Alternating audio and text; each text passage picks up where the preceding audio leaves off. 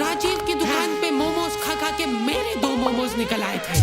जब मैं बस में जा रहा था, मेरे पास में एक सुंदर लड़की भी खड़ी थी। सामने कुछ ठरकी लौंडे खड़े थे और उन लौंडों की नजरें मेरी छाती पे थी।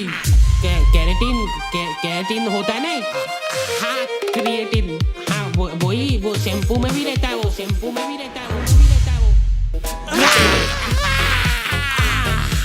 हाउ टू मेक बॉडी, नहीं, hulk type body at home without any workout. तो पिछले 2 सालों से मैं जिम जाने का सोच रहा हूँ, पर अनफॉर्चुनेटली मेरे को टाइम ही नहीं मिल रहा था। राजीव मोमोज के यहाँ पे लाइनें इतनी लंबी लगने लग गई थी। मैं घर से निकलता तो जिम जाने के लिए था, पर राजीव ने जिम के जस्ट सामने दुकान खोल ली थी। अब राजीव की दुकान पे लाइनें लगती हैं और वो लंबी लाइन जाके खत्म हो रही होती है जिम के गेट पे। जिम से आते हुए तुम अपने आप उस लाइन में लगे हो। बेचारे हल्क जैसे लौंडे 5-5 घंटे कसरत करने के बाद पनीर मोमोज खा रहे हैं। पनीर है इसमें, ये देखो, protein. Rajiv daily up down करता था नेपाल से यहाँ तक, वो भी सपरिवार। राजीव की दुकान पे मोमोज खा खा के मेरे 2 मोमोज निकल आए थे, पर मेरे को उतना फर्क नहीं पड़ता था इन चीजों से। उस एक दिन तक जब मैं बस में जा रहा था, मेरे पास में एक सुंदर लड़की भी खड़ी थी। सामने कुछ ठरकी लौंडे खड़े थे और उन लौंडों की नजरें मेरी छाती पे थी। उस दिन मेरे को 2 चीजें रियलाइज हुई। पहला तो ये कि हमारे शहर में लड़के भी सेफ नहीं है, और दूसरा ये कि गड्ढे बहुत है हमारे एरिया में। देख। क्या है ये? मेरे को जिंदगी में पहली बार मोटापे का एहसास हुआ।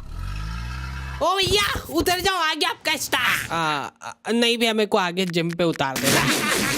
जिम जाके मेरे को पता चला कि इनके अलग ही चोचले चल रहे हैं। तुम्हारे जूते पे हल्की सी भी धूल मिट्टी नहीं लगी होनी चाहिए। एक लौंडा जने कहाँ से गोबर में खड़ के आया उसका जूता, वह जिम की चढ़ाव पे ही साफ कर रहा है। ट्रेनर जिम के गेट पे खड़ा खड़ा देख रहा है उसको। अंदर घुसने के पहले सबके जूते चाट के चेक करता है वो।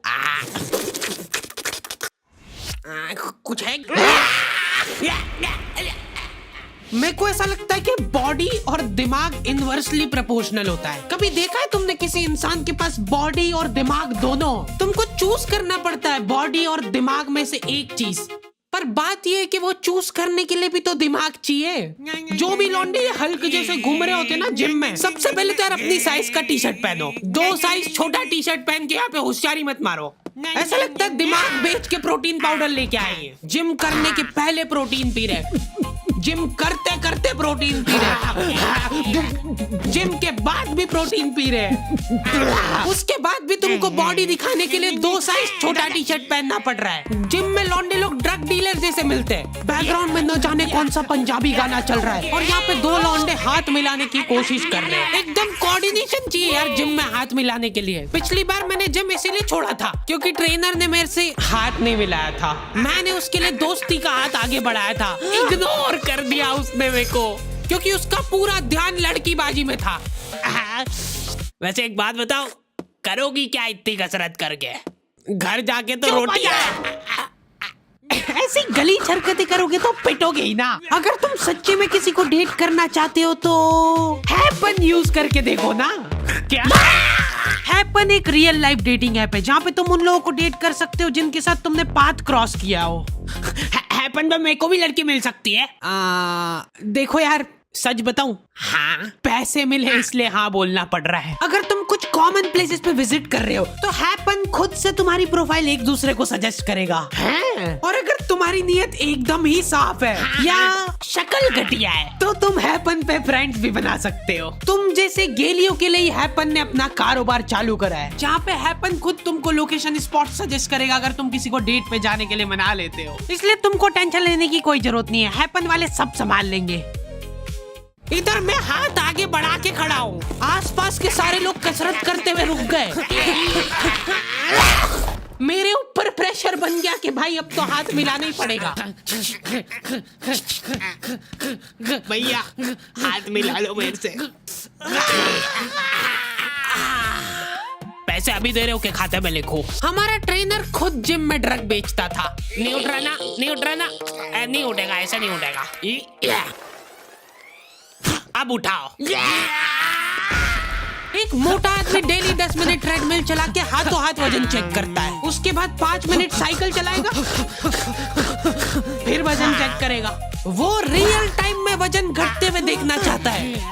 अच्छा ठीक है, मैं ही था वो मोटा आदमी, और मेरे मोटापे का कारण था राजीव। क्योंकि देखा जाए तो मेरी तो कोई गलती नहीं है। अगर राजीव मोमोज बनाना ही बंद कर देगा तो मैं खाऊंगा ही नहीं, इसलिए मैंने राजीव की अफवाह उड़ाना चालू कर दी। तुम लोगों को पता है राजीव अपने मोमोज का आटा पैर से गूंथता है और तो और मोमोज का मसाला अपने बगल में डाल के मिक्स करता है सही में। पापा, ये था कौन? राजीव का बेटा। रातों रात अपने बोरिया बिस्तर बांध के वो नेपाल भाग गया। बाद में जब लोग शटर वटर तोड़ के अंदर घुसे, जल्दी आ कैमरा घुसा इधर, ध्यान से देखिए इस दुकान को, ये उस देशद्रोही। मैं तो सिर्फ ड्रग्स ले रहा था यार। अच्छा सॉरी आप कर लो आराम से। फिर गलत दुकान में घुस गए यार। ध्यान से देखिए, ये उस दरिंदे राजीव की दुकान। इससे साफ साबित होता है कि राजीव के बगल के बाल उसके सिर के बाल से भी लंबे थे। राजीव के जाने के बाद मैंने मोमोज छोड़ दिए थे, साथ ही में मेरे को जिम भी छोड़ना पड़ा क्योंकि फीस मांग ली थी यार उनने। ये क्या बात हुई यार, मेहनत हम लोग करे, पसीना हम बहाए और फिर फीस तुमको दे दे।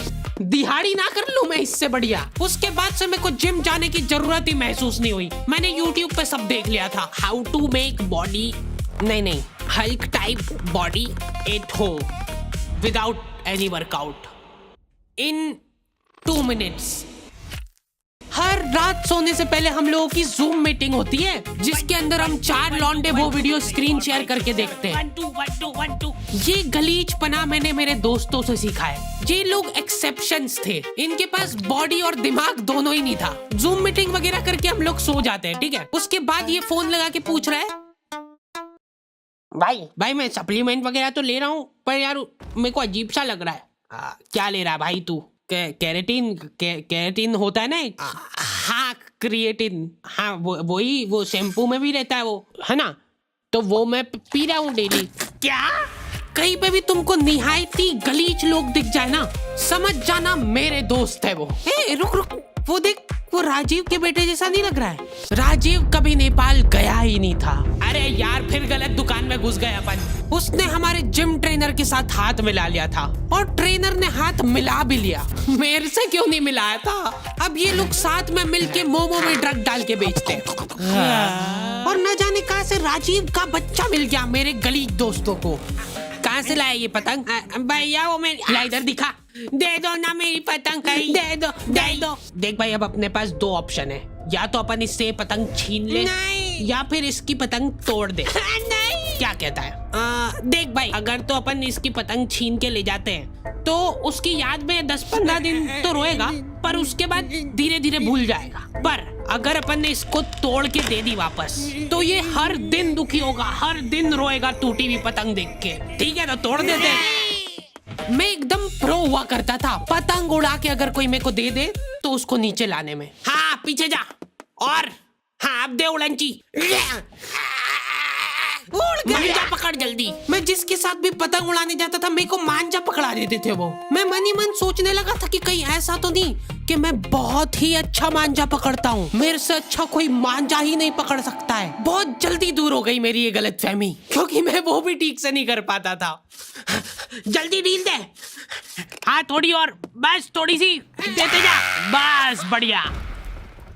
लेकिन मेरे को कभी खुद में कमी महसूस नहीं हुई। मेरे को लगता था पतंग में ही दिक्कत है। क्या लगता है कागज वाली अच्छी के पन्नी?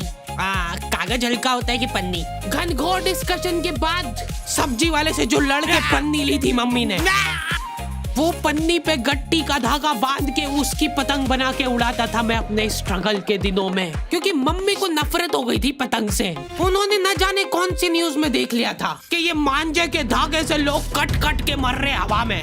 महामारी हो गई पूरे शहर में। आतंकवादियों ने बम बनाना अब छोड़ दिया है। मांझे से कश्मीर काट के ले जाएंगे वो लोग।